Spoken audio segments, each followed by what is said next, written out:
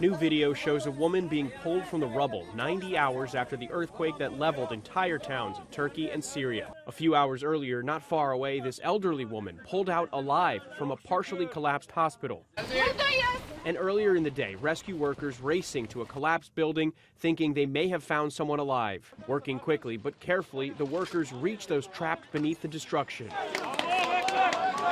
Cheers ringing out as the family is rescued. More than 3 days after they were buried, seemingly alive, a mother and a son rescued alive from under the rubble.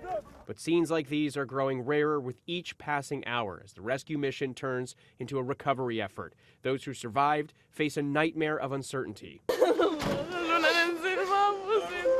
Struggling with the grief of losing loved ones, many are now homeless. Men, women, and children gathering around fires with nowhere to go in the freezing cold. More help is on the way. More than 120,000 emergency workers from 75 countries are now on the ground in Turkey. One organization, Save the Children, is providing hot meals and baby products to people sheltering in a sports stadium.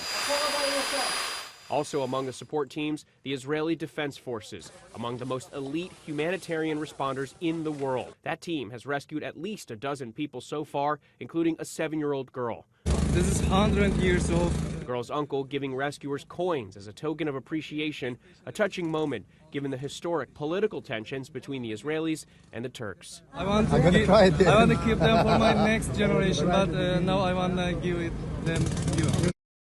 So far, the U.S. government has pledged $85 million in earthquake relief. Andrew Dimbert, ABC News, New York.